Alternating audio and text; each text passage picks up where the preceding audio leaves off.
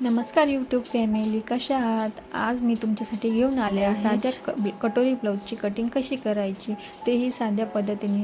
तुम्ही व्हिडिओ पाहिला तर तुम्हाला नक्कीच समजेल मी साध्या ब्लाऊजची कटिंग कशी केलेली आहे. अतिशय सोपी पद्धत आहे, तुम्हालाही ती आवडेल पण. हे 80 पॉईंटचा ब्लाऊज पीसचा कपडा आहे. तर आपल्याला माप काढायचं आहे 32चं कंबरचं. तर मी घडी घेतली आहे 10.5, म्हणजे 32चा चौथा भाग 8 आणि त्यात 2 इंच आपण मार्जिन, असं आपण 10.5 ते 11 असं मार्जिन घेणार आहोत. म्हणजे ब्लाऊज पीसचा आपण घडी घेणार आहे. आणि 13ची उंची असल्यामुळे मी 1 इंच वाढवून 14 इंच अशी ब्लाऊजची उंची घेतलेली आहे. हा डबल कपडा आहे, तुम्ही बघू शकता घडी कशी टाकलेली आहे. आणि बंद बाजू आपण गळ्याच्या बाजूने घेणार आहोत. गळ्याची बॅकची पट्टी ती 4 इंचाची आहे, तर मी ती 4.5 इंचाची घेतली आहे. आणि गळ्याची रुंदी ही 2.5 कंपल्सरी घ्यावीच लागते, जेणेकरून शिवून आपण ती 3ची करतो. शोल्डर कस्टमरचं 3चं आहे, तर आपण 3.25 पर्यंत शोल्डर घेणार आहोत. मोंढा रुंदी आपण 5.5ची घेतलेली आहे. आणि पाहू शकता तुम्ही, रुंदीला मी घडीच्या एंडपर्यंत घेतली आहे. 1.5 इंचावर आपण गोलाई देणार आहोत. 2 इंच उभा आणि 2 इंच आडवा अशा रेषेवर मी मार्किंग करून गोलाई दिलेली आहे.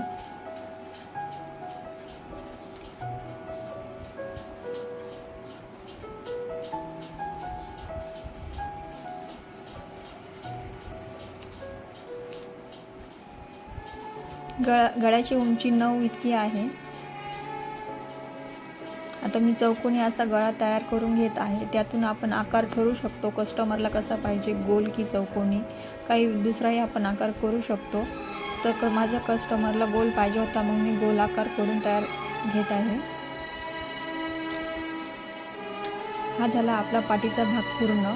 बघू शकता तुम्ही, फक्त मी रुंदी आणि ब्लाऊजची रुंदी आणि उंची बस एवढंच माप काढलेलं आहे. आणि गळ्याची उंची फक्त आपल्याला बॅक साईडला 3 माप लागतात: गळ्याची उंची, घडी आणि ब्लाऊजची उंची. मी बॅक साईडचा ब्लाऊज कटिंग करून घेत आहे. कटिंग करताना ब्लाऊज पीस जपून कट करावं, जेणेकरून आपला ब्लाऊजला दुसऱ्या बाजूला कुठं कट पडणार नाही. या पद्धतीने गळ्याचा उरलेला कपडा आपण काजी हुक पट्टीला म्हणून वापरणार आहे. पाठीचा भाग कापून तयार झालेला आहे.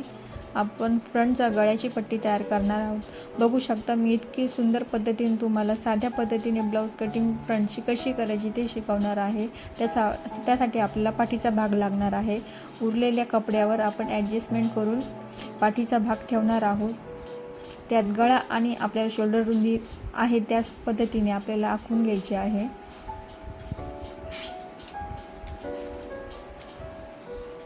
बघू शकता मी फक्त शोल्डरची रुंदी काढून घेत आहे, म्हणजे मार्किंग करून घेते आहे. मोंढा गोल पण मी तोच घेत आहे, म्हणजे आपल्या मोंढ्याचा आणि गळ्याचा शोल्डर रुंदी आपली तयार झालेली आहे. क्रॉस पट्टीचा आपला 3 ते 3.25चं माप मी काढून घेत आहे. बाकीचं उर्वरित भाग मी लाईन मारून घेतली आहे.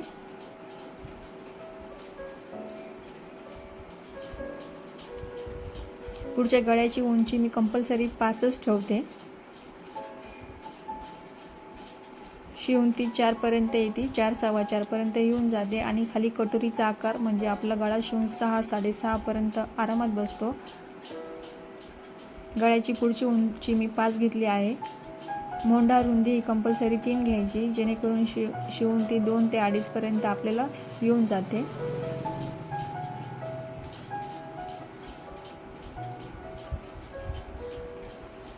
साडेचार इंचावर मी खालून आडवी लाईन मारली आहे. क्रॉस पट्टी जॉईन करतो आपण.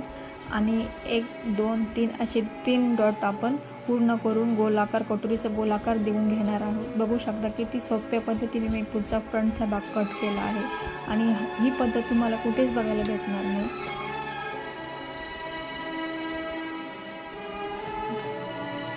मी आता हा भाग कट करून घेणार आहे.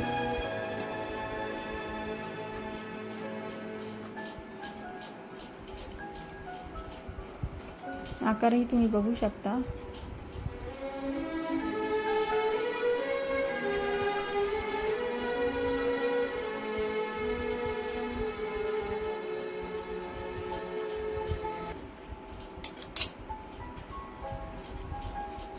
आपली कटोरी किती इंचाची झाली याचं मी माप काढून घेत आहे. आता आपली कटोरी 7 इंचाची झालेली आहे. आपल्याला 7 इंचाची कटोरी लागणार आहे. त्यासाठी मी सेपरेट 6 इंच 7 इंच आणि 8 इंच अशा मापावर 3 कटोऱ्या कापून घेतल्या आहे. कंपल्सरी ह्या आपल्याला लागतातच. कटोरीचं माप दाखवते मी तुम्हाला.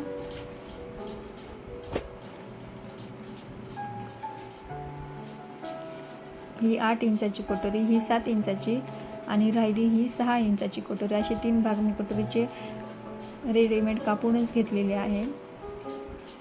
आता आपल्याला 7 इंचाची कटोरीचं माप पाहिजे आहे तर ते मी कपड्यावर टाकून घेते. आपल्याला पाहिजे त्या पद्धतीने कपडा कसा वेस्ट जाणार नाही याची काळजी घेऊन आपल्याला कटोरीचे माप काढून घ्यायचे आहे.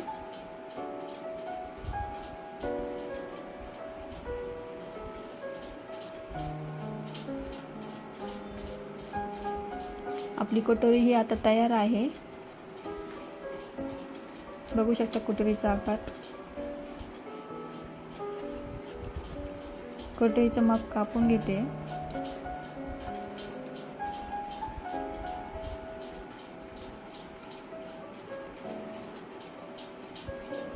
आता आपल्या कटोरीचं मापही झालं आहे. राहिलं आता फक्त आपली क्रॉसपट्टी आणि बाही, तीही आपण आता लगेच कट करून घेतो आहोत.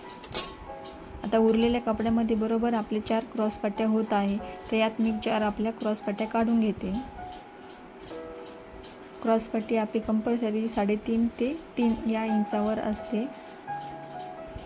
काजी हुकपट्टीची बाजू आपली 3.5 आणि मार्जिनची बाजू ही 3 अशी आपली कंपल्सरी असतेच. तर त्या हिशोबाने आपल्याला क्रॉसपट्टीचं माप काढून घ्यायचं आहे. त्या पद्धतीनेच मी घडी टाकलेली. एक साईड 3.5 इंचाची, एक साईड 3 इंचाची अशी मी थोडीशी क्रॉसपट्टी तयार करून घेतलेली आहे. 3.5 इंच 3 इंच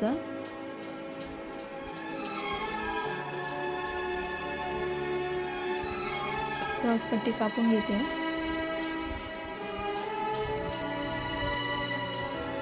तुम्ही बघू शकता मी 4 घड्या तयार केलेल्या आहे. आपल्या तर ह्या 4 क्रॉसपट्ट्या तयार होणार आहेत.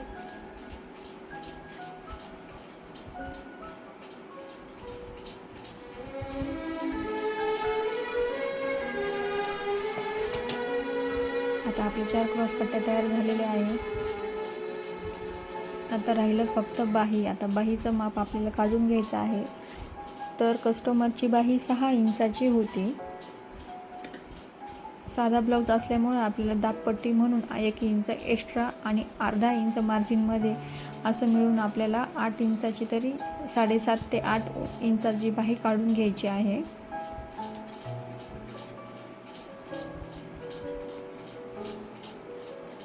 साडे दहा घडीच्या इंचाला आपल्याला 8.5ची घडी लागणार आहे बाईची. 2 इंच कमी, घडीच्या 2 इंच कमी अशी बाही लागते. आता 6 इंचाची बाही बघू शकता. मग 6 इंचामध्ये आपण 1 इंच 7 अशी दाब टीप आणि अर्धा इंच मार्जिन अशी मिळून आपण 7.5 ते 8 इंचाची बाही तयार करणार आहोत. तर मी मार्जिन 8 इंचाचं घेतलेलं आहे. अर्धा इंच एक्स्ट्रा ठेवली आहे.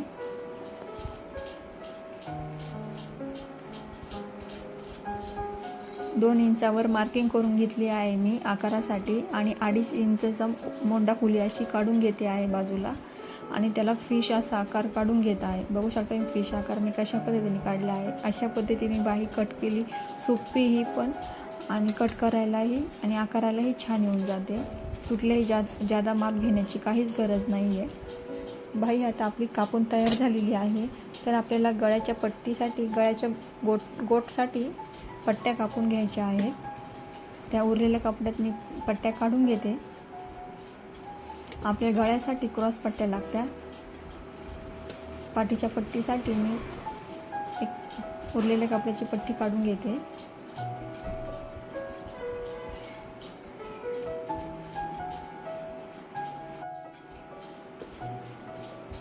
आता गळ्याच्या आपल्याला गोटपट्टी काढायची आहे. त्या अशा क्रॉस काढाव्या लागतील. अशा पद्धतीने आपला पूर्ण साधा कटोरीचा ब्लाऊज कापून झालेला आहे. बघू शकता तुम्ही मी किती सोप्या आणि साध्या पद्धतीमध्ये ब्लाऊज कटिंग कशी करायची ते सांगितलं आहे. तुम्हाला हा व्हिडिओ आवडला असेल तर लाईक सबस्क्राईब करा.